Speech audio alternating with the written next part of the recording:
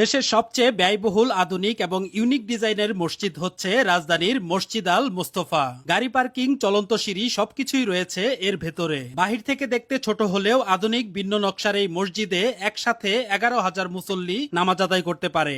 আধুনিক নকশা ও ঐতিহ্যের সোনালী ছোঁয়ায় নির্মিত মসজিদ আল মোস্তফা এক নজরেই মুগ্ধ করবে এর নান্দনিক সৌন্দর্য। 300 কোটি টাকার এই মসজিদের ভেতরটা কেমন, কোথায় বা এই মসজিদ, আর কিভাবেই বা যাবেন, সবকিছুই থাকছে আজকের এই ভিডিওতে।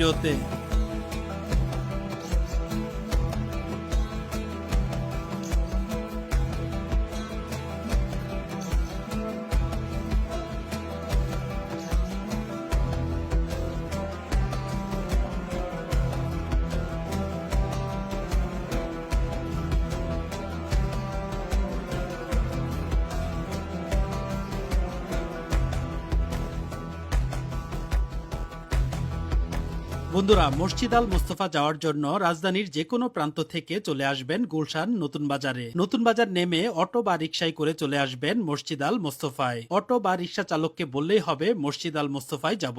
আমি রিকশা দিয়ে গিয়েছি, ভাড়া নিয়েছে 40 টাকা। নতুন বাজার থেকে এই সড়কটি মাদানী অ্যাভিনিউ 100 ফিট সড়ক নামে পরিচিত।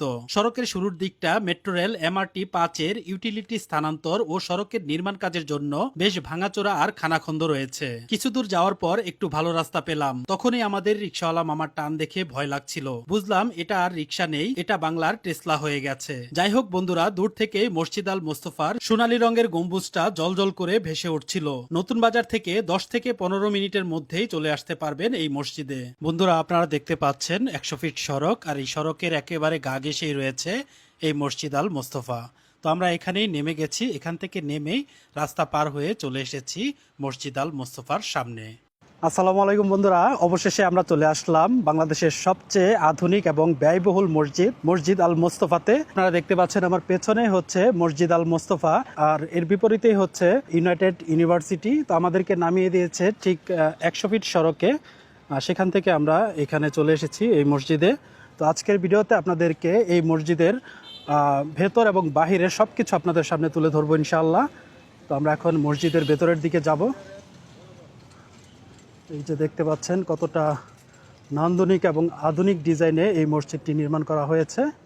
তো এটি হচ্ছে মাদানী অ্যাভিনিউতে পড়েছে 100 ফিট সড়কের পাশে। তো এর আগের একটি ভিডিওতে প্রায় 26 লাখেরও বেশি মানুষ এই মসজিদের ভিডিওটি দেখেছে, আর সেখানে বেশিরভাগ মানুষই আমার ভিডিওতে কমেন্ট করেছিল যে তারা এই লোকেশনটা চিনতে পারছে না। তার জন্যই মূলত আজকের এই ভিডিওটি করা। তো আজকের ভিডিওতে সবকিছু আপনাদের সামনে তুলে ধরবো।